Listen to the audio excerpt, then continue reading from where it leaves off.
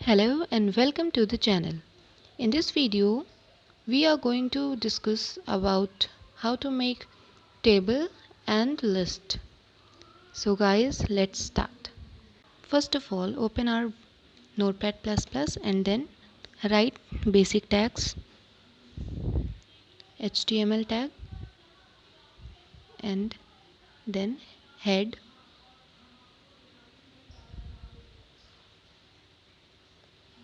then body,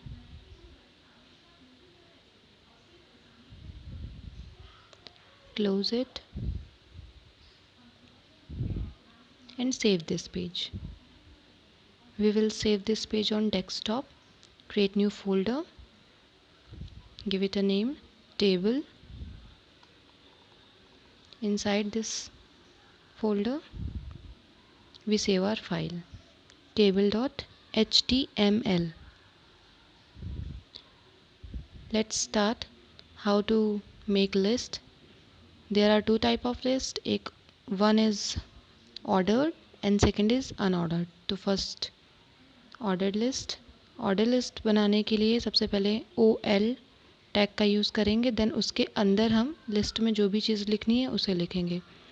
सो list first हमने computer लिख दिया, सेकंड साइंस एंड थर्ड ले लेते हैं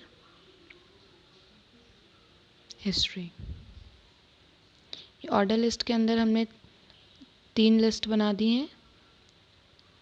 अब इसे हम ब्राउज़र में ओपन करेंगे.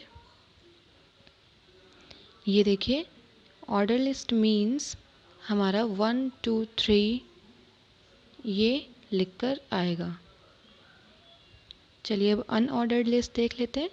इसके लिए UL यूज़ करेंगे, then close UL.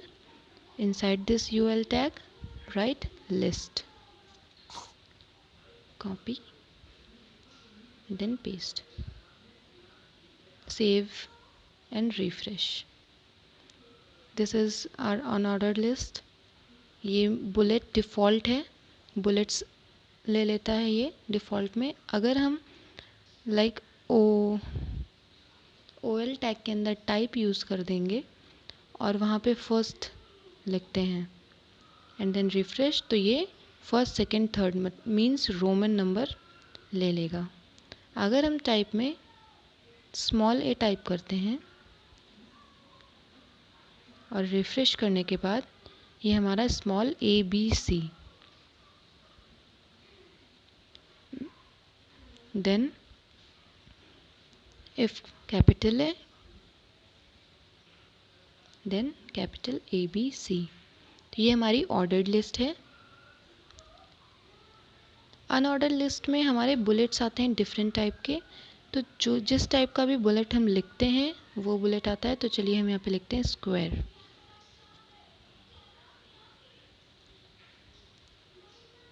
Save and refresh, तो ये हमारा स्क्वायर्स आ गए.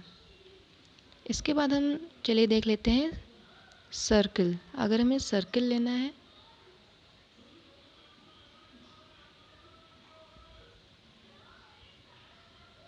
तो टाइप सर्कल दे देंगे.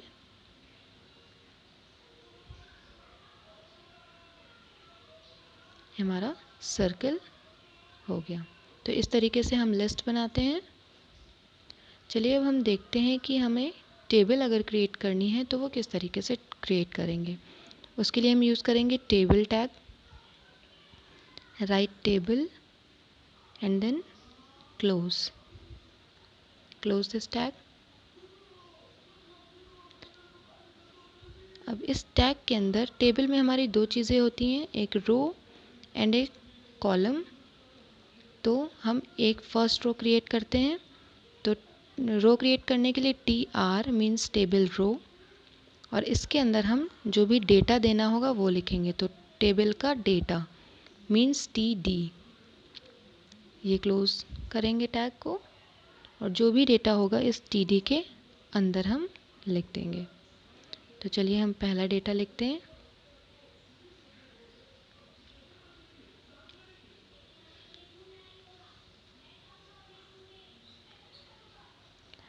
दूसरा डेटा लिखते हैं. एक ही रो में हमें अगर हम जितने भी टेबल डेटा डालेंगे वो इतना ही कॉलम हमारा ले लेगा। तो फर्स्ट है टेबल डेटा इंडिया, सेकंड हम ले लेते हैं ऑस्ट्रेलिया,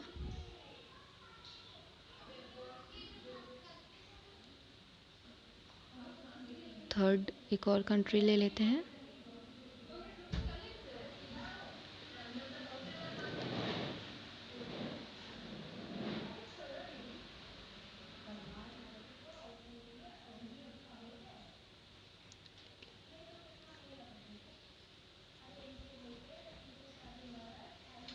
थर्ड डेटा हमने लंदन लिख लिया। इस पेज को सेव करेंगे एंड देन ब्राउज़र पर रिफ़्रेश करेंगे। ये देखिए हमारे 3 डेटा आ चुके हैं। ये हमारी पहली रो है। दूसरी रो क्रिएट करने के लिए जहाँ पर हमने पहली रो को क्लोज़ किया था, नेक्स्ट रो उसके बाद ओपन कर लेंगे तो टेबल रो, और इसके अंदर हम अगेन डेटा दे देंगे। डेटा देने के लिए टेबल डेटा मीन्स TD।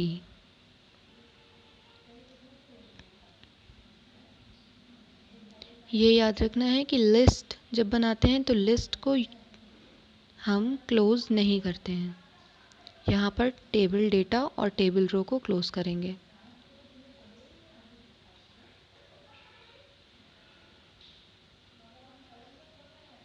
ये हमारी दूसरी रो क्रिएट हो गई है। ये देखिए एक रो हम और बना लेते हैं।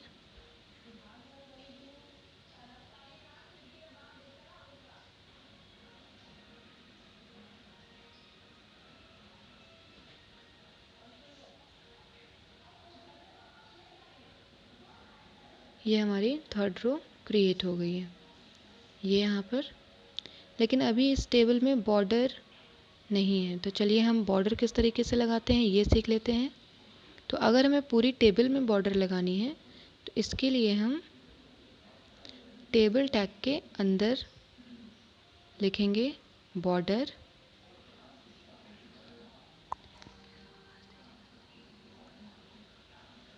बॉर्डर हम दे देते हैं 1। इस पेज को सेव करेंगे एंड देन रिफ्रेश। ये देखिए ये हमारा टेबल का बॉर्डर सेट हो चुका है।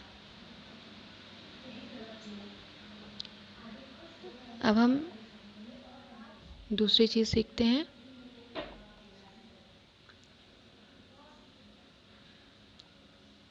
देखते हैं सेल पैडिंग।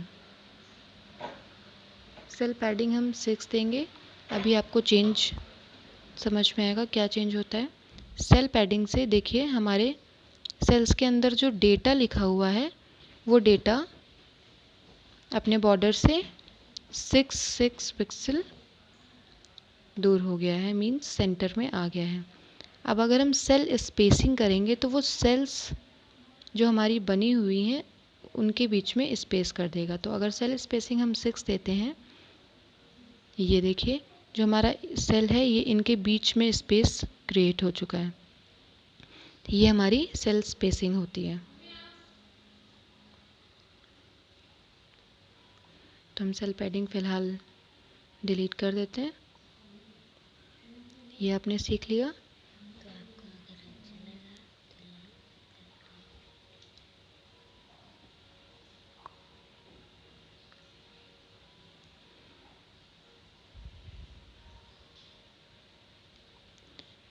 नेक्स्ट हम सीखते हैं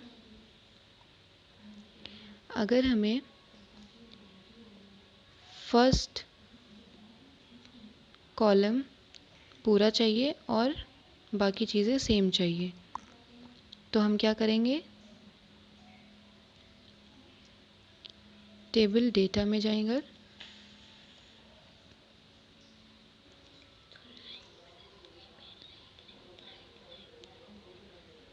वहाँ पर हम लिखते हैं रो स्पैन। अब हमें तीनों रो में एक ही डेटा चाहिए तो हम 3 रो हैं हमारी तो 3 लिखेंगे। देन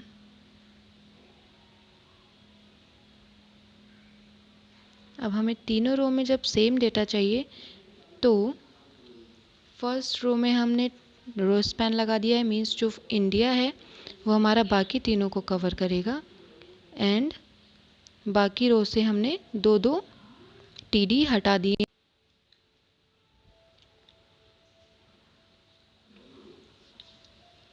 चलिए हम एक चीज़ और सीखते हैं कि ये तो हमारा रो स्पैन हो गया, मीन्स एक डेटा तीनों रो में लिखना है। और अब हमें अगर कॉलम बनाना है इसी तरीके से, तो हम चलिए देखते हैं इसके लिए क्या कोडिंग्स लिखेंगे।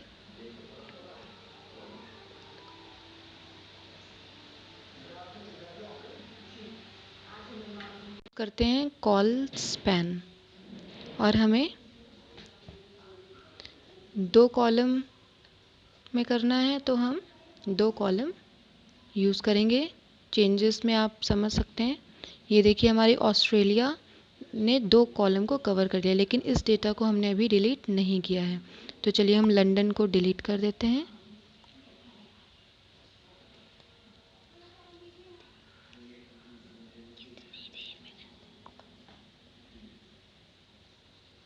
ये देखिए हमारा ये टेबल क्रिएट हो गया है।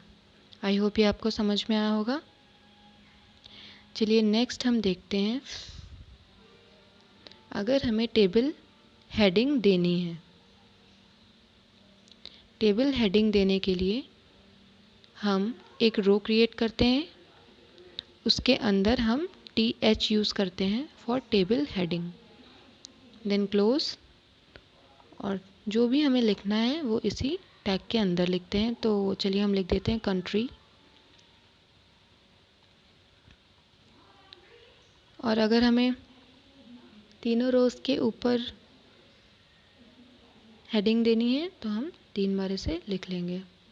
यहाँ पर ये हमारा, ये देखिए टेबल की हेडिंग आ गई है।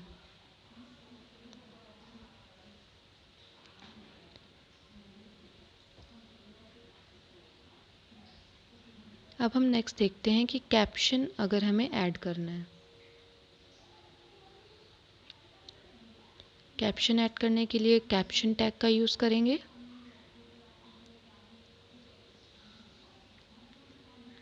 चलिए कैप्शन में हम कुछ भी लिख लेते हैं 3 कंट्रीज।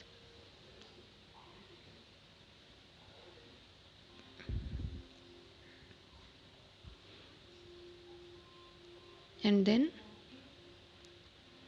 अलाइन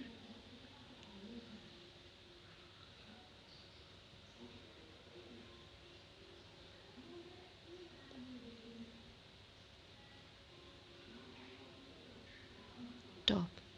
हमें क्योंकि कैप्शन टॉप में रखना है तो इसलिए अलाइन टॉप। ये देखिए टॉप पर हमारा कैप्शन आ चुका है। और ये जो भी हम अलाइन यूज़ कर रहे हैं, कॉलम स्पैन यूज़ कर रहे हैं, सेल पैडिंग, बॉर्डर, ये सारी हमारी इन लाइन CSS है, क्योंकि इसको लाइन में ही लिखते हैं। इंटरनल CSS हम उसी टाइम पर सीखेंगे जब नेक्स्ट हम एक्सटर्नल सीखेंगे। So guys, let's make another रो।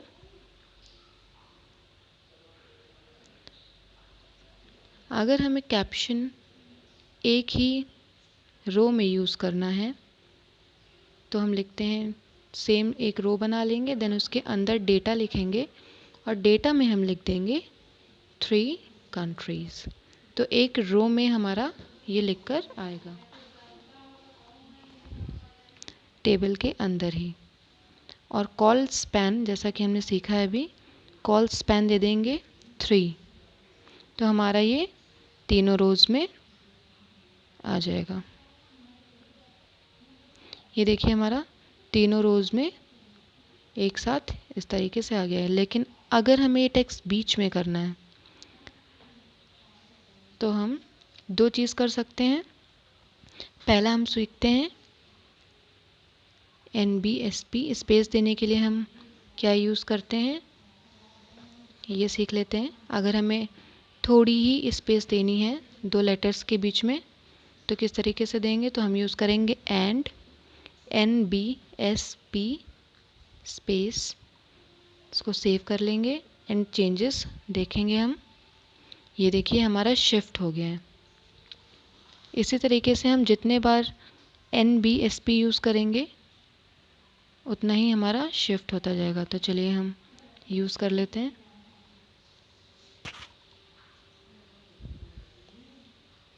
ये हमारा और शिफ्ट हो गया। तो इस तरीके से हम NBSP का यूज़ करते हैं।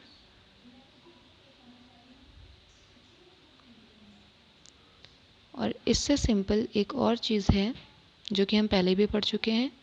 सेंटर में लाने के लिए हम कौन सा टैग यूज़ करते हैं? Centre tag. एक्जैक्टली। तो इसे हम सेंटर टैग के अंदर लिख देंगे और सेंटर टैग क्लोज कर देंगे। तो हमारा ये सेंटर में, ये देखिए हमारा सेंटर में आ चुका है। आई होप आपको ये वीडियो पसंद आया होगा। तो please like, subscribe, share and comment.